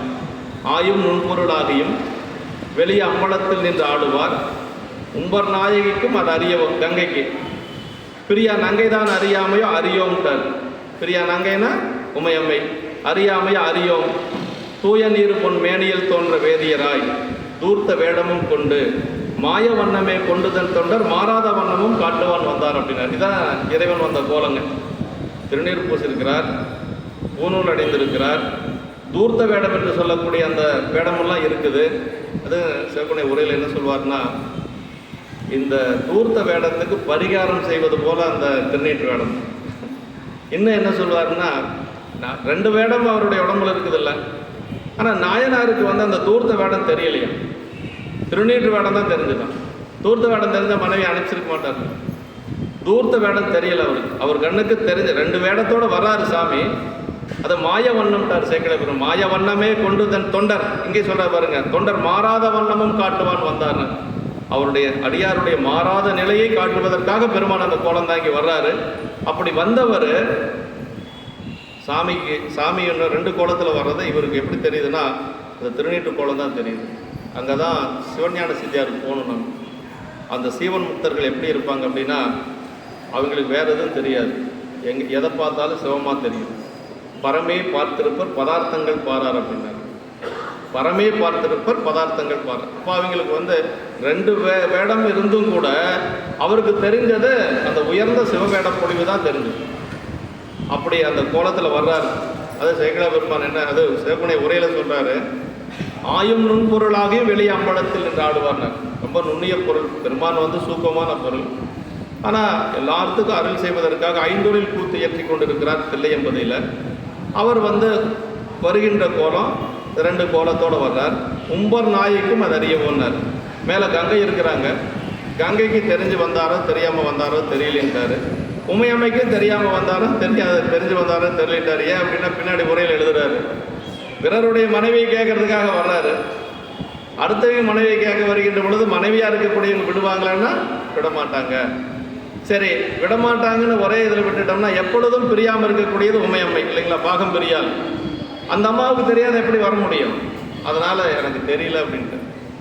தெரிஞ்சு வந்தாங்களோ தெரியாத வந்தாங்களோ எனக்கு தெரியல. தெரிஞ்சு வந்தாங்கன்னா விடுவதற்கு நியாயம் இல்லை. அடுத்தவங்க மனைவி கேட்குறதுக்கு மனைவி விடமாட்டாங்க. இல்லை தெரியாமல் வந்தாங்க அப்படின்னா அதில் ஒரு சிக்கல் என்னென்னா, எப்பொழுதும் அம்மா கூடவே இருக்கிறதுனால தெரியாமல் வர்றதுக்கும் வாய்ப்பு இல்லை அப்படின்னு சொல்லி சொல்கிறாங்க. அதனால் இந்த இடத்த வந்து கொஞ்சம் அந்த இடம் இது மாதிரி ஒரு சில இடங்கள்லாம் வரும். அமர்நீதி நாயனார் குணத்தில் அண்ணன் கூட பேசிட்டு இருக்கிறன்னு சொன்னாங்க. கங்கையில் நனைந்து வந்தார், பொன்னி நதி ஆடி வந்தாரோ கங்கையில் நனைந்து வந்தாரோ தெரியல, ஆனால் நல்ல மலையில் நனைஞ்சிட்டு வந்தார் அப்படின்னு சொல்லுவாருங்க. அன்பர் அன்பனும் நீராடின்னு சொல்லி வருவார். அதில் நல்லா அந்த மாதிரி வருவார். அது எப்படி வந்தார்னு தெரியும், எதில் நனைஞ்சிட்டு வந்தார்னு தெரியல அப்படின்னு சொல்லுவார். அமர்நீதி நாயனாருடைய மடத்துக்கு சாமி வருகின்ற பொழுது அப்படி சொல்லுவார். ஒரு சில இடங்கள் அப்படி வரும். இப்போ அப்படி வந்தவர் நேராக நாயனார் வீட்டுக்கு வரார். அப்படி நாயனார் வீட்டுக்கு வந்து அவர்கிட்ட என்ன சொல்கிறாருன்னா, அடியார்கள் வந்து எந்த பொருள் கேட்டாலும் நீங்கள் இல்லைன்னு சொல்லாத கொடுப்பீங்கன்னு சொல்லி வந்திருக்கிறோம். அப்படி ஒரு பொருளை கேட்டு நான் வந்திருக்கிறோம். இயம்பலாம் இசையலாமெனில் இயம்பலாம் அப்படின்னு கொடுக்குற மாதிரி இருந்தால் நான் கேட்குறேன் அப்படின்னு சொல்லுவாங்க. இதே மாதிரி தான் பரவேனாச்சாரி வீட்டுக்கு தூது போகிற பொழுது பெருமான் சொல்லுவார், மாதிரி வந்திருக்கிறேன் ஒரு இதுக்காக வந்திருக்குன்னு சொல்லி கேட்கிற பொழுது என்னென்னு சொல்லுங்கள், அப்புறமா நான் என்னென்னு சொல்கிறேன் அப்படின்பாங்க. அம்மா ரொம்ப விவரமாக கேட்பாங்க. என்னென்னு சொல்லுங்க அப்படின்னு சொல்லி கேட்பாங்க. இங்கே அப்படியெல்லாம் இல்லை. நாயனார் என்ன சொல்கிறாரு, அவர் சொல்கிறாரு இசையலாமெனில் ஐயம்பலாம்னார். இவர் ஒன்று சொன்னார். இவர் என்ன சொன்னார் அப்படின்னா, ஐயமில்லை அருள் செய்யும், யாதும் ஒன்றும் எம்பக்கம் உண்டாகில் அன்னது எம்பிரான் அடியவர் உடைமை ஐயமில்லை அருள் செய்யும் அப்படின்ட்டார். எந்த பொருளாக இருந்தாலும் சரி, எங்கிட்ட இருக்கிற அத்தனை பொருளும் அடியாருடைய உடைமை. சைவ சித்தாந்தத்தினுடைய ஒரு கருத்து என்னென்னா, உயிருள்ள பொருள் அனைத்தும் பெருமானுடைய அடிமை, உயிரற்ற பொருள் அனைத்தும் பெருமானுடைய உடைமை. இங்கே எப்படி நாயனாருடைய கொள்கை என்னென்னா, எல்லாமே சிவபெருமானுடைய அடியார்களுக்கு உடைமை பொருள் அப்படின்ட்டார். அங்கே வந்து பெருமானுக்கு உடைமை சாத்தனம் சொல்கிறது, இங்கே நாயனார் என்ன சொன்னார், எல்லாமே பெருமானுடைய அடியார்களுக்கு உடைமை அப்படின்னு சொல்லி சொன்னார். அப்படி சொல்லுகின்ற பொழுது தான் அவர் மீண்டும் சொன்னார், அதாவது வந்தவர், அதாவது எதிரே அப்படி மண்ணு காதல் மனைவியை வேண்டி வந்தனன் அப்படின்னார். மண்ணு காதல் என்று தெரியுங்களா, நிலை பெற்ற காதல் அப்படின்னா ரெண்டு பேர்த்துக்குள்ள அவ்வளவு அன்பாக இருக்கிறாங்களாம் கணவன் மனைவி. மண்ணு காதல் மனைவியை வேண்டி இங்கே வந்தது என அவர் எதிரே சொன்ன போதிலும் அப்படின்பாரு. அப்படின்னா மறைமுகமாக கூட சொல்லக்கூடாது, ஆனால் எதிரே சொன்ன போதிலும் முன்னையிலும் மகிழ்ந்துன்னார். ரொம்ப முக்கியமான இடங்கள். அப்படி சொன்ன உடனே முன்னையிலும் மகிழ்ந்து, முதல்ல இருந்த மகிழ்ச்சியை விட நாயனாருக்கு இப்போ உன்னுடைய மனைவி வேணும்னு கேட்டதுக்கு முன்னாடி யாராச்சும் மகிழ்ச்சி வருமானா, எல்லாம் கடந்தவர்கள் நம்முடைய நாயன்.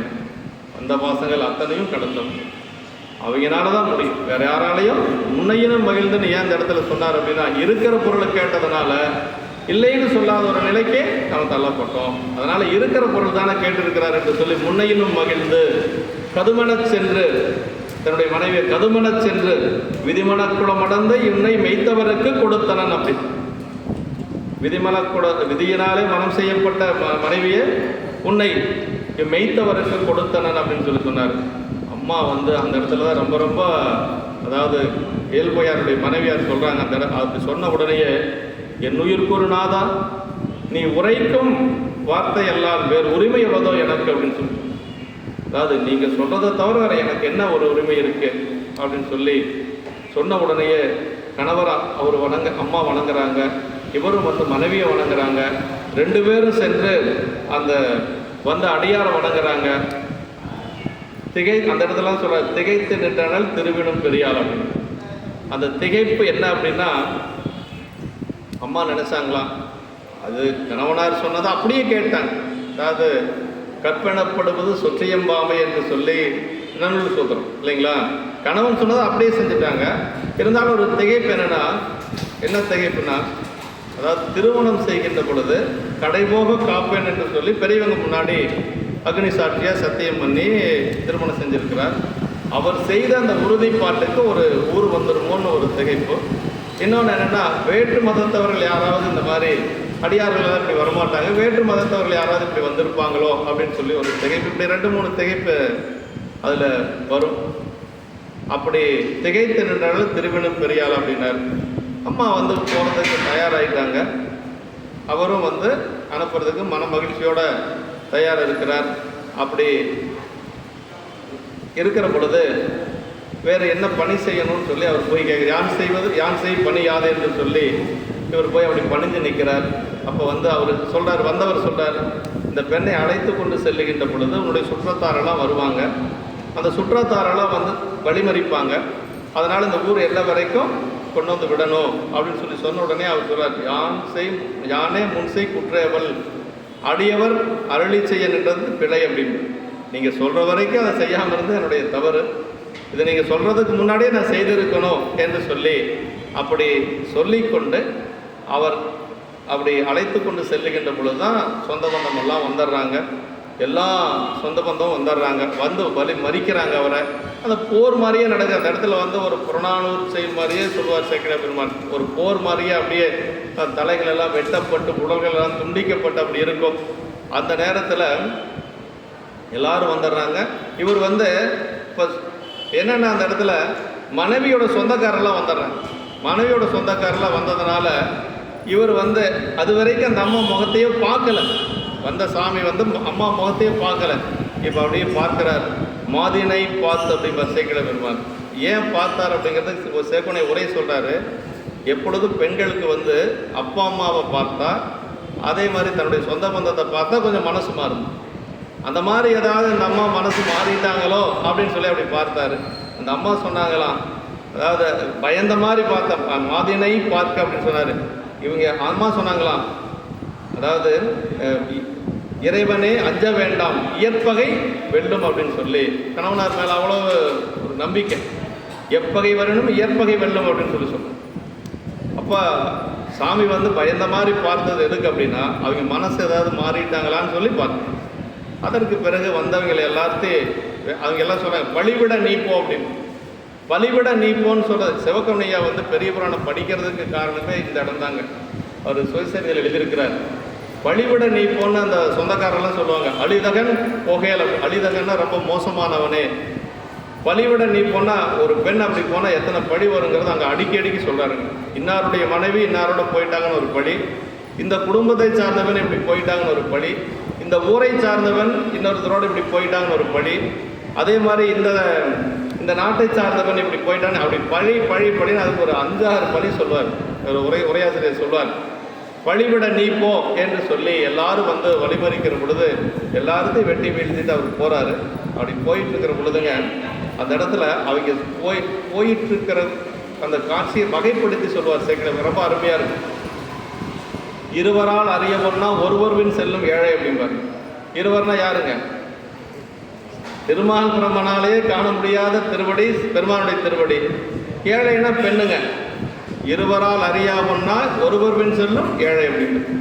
அப்படி 2 பேரும் காண முடியாத அந்த பெருமானுடைய திருவடிக்கு முன்னாடி நாயனாரே பின்னாடி தான் போகிறாரு.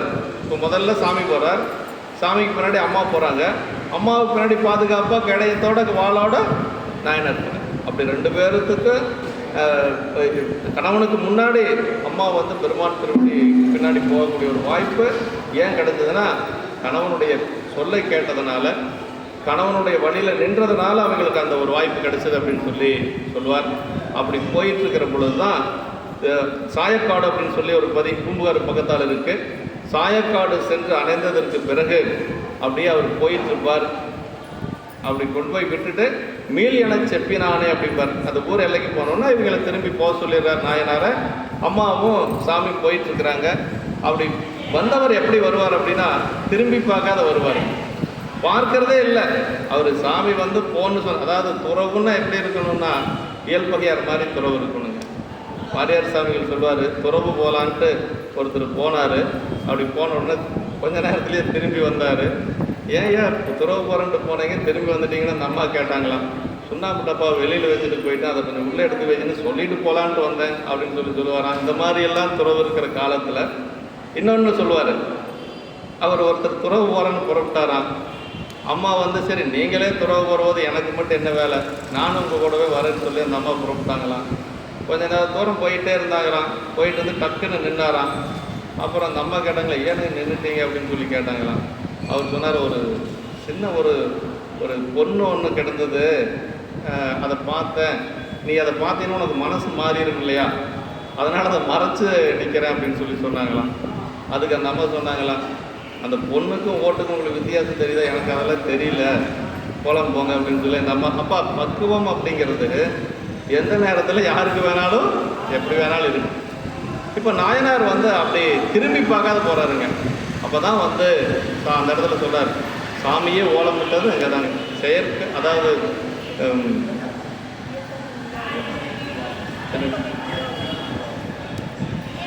இல்லை அதுக்கு முன்னாடி பாட்டு நான் சொல்கிறேன். என்ன சொல்லுவார் அப்படின்னா, செய்வதற்கரிய செய்கை செய்த நற்தொண்டர் போக மைதிகள் கண்டன் எந்தோல் மறையவன் மகிழ்ந்து நோக்கி பொய்தரும் உள்ளம் இல்லான் பார்க்கிலன் போனான் என்று மெய்தரு சிந்தையாரை மீறவும் அலைக்கல் உற்றான் அப்படிப்பார். அருமையான இடங்க அந்த இடத்துல. இதுவரைக்கும் இருந்தது ரோதான சக்தி, மறைப்பாற்றல். இப்போ மகிழ்ந்து நோக்கி அப்படிங்கிறது அருள் சக்தி. நம்ம அதான் சொல்றாருங்க, செய்வதற்கரிய செய்கை செய்த நற்தொண்டர் போக மைதிகள் கண்டன் எந்தோல் மறையவன் மகிழ்ந்து நோக்கி, மகிழ்ந்து நோக்கியது அருள் பார்வை. மகிழ்ந்து நோக்கி பொய்தரும் உள்ளம் இல்லான் அப்படின்னார். அருமையான இடங்க. பொய்தரும் உள்ளம் இல்லான்னா, பொய் அப்படிங்கிற இடத்துல ஆணவம் கண்மம் மாயை இதெல்லாம் நீங்கப்பட்ட உள்ளத்தை உடையவன் யார்? நாயனார். பார்க்கிலன் போனான் என்று திரும்பி பார்க்காத போனது அப்படிங்கிறது வாசனா மலமும் இல்லையா, மலம் போனால் மட்டும் போதாது, வாசனா மலமும் போகணும். திரும்பி பார்க்காத போனது வாசனா மலம் இல்லையாக இருந்த செயல். அப்புறம் மெய்தரு சிந்தையார், பெருமானுடைய திருவடியை நினைத்து கொண்டிருக்கக்கூடிய சிந்தையுடையவர் மெய்தரு சிந்தையாரை மீளவும் அழைக்கல் உற்றான் அப்படின்னா திரும்ப அவர் அழைக்கிறார். இது எப்படி அழைச்சார் அப்படிங்கிறது அடுத்த பாட்டில் ஐயா சொன்ன பாட்டு. இயற்பகை முனிவா ஓலம் இன்று நீ வருவாயோலம் அயல் பிளாதானை ஓலம் அன்பனே ஓலம் ஓலம் செயற்கரும் செய்யை செய்த தீரனே ஓலம் என்றார் மயக்கரு மறை ஓலிட்டு மாலையன் தேட நின்றார் என்று சொல்லி அந்த பாட்டில் அதில் ஒரு நயம் இருக்குதுங்க. 6 முறை ஓலம் சொல்கிறாரு.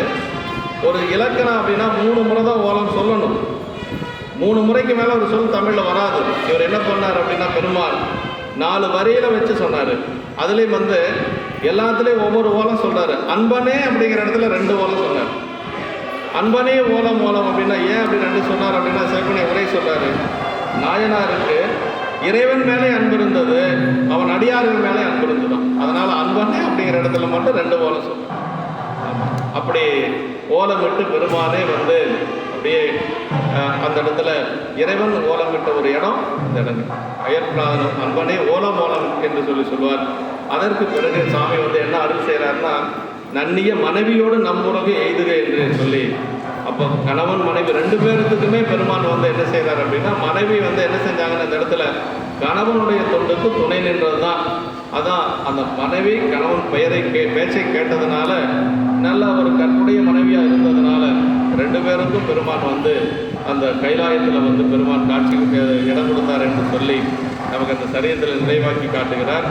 இன்னைக்கு இயல்பகை நாயனாருடைய மனைவியாருடைய சரிதம். ஏன்னா அம்மா வந்து அந்த அடியாரோட போக மாட்டேன்னு சொல்லியிருந்தாங்கன்னா தொண்டு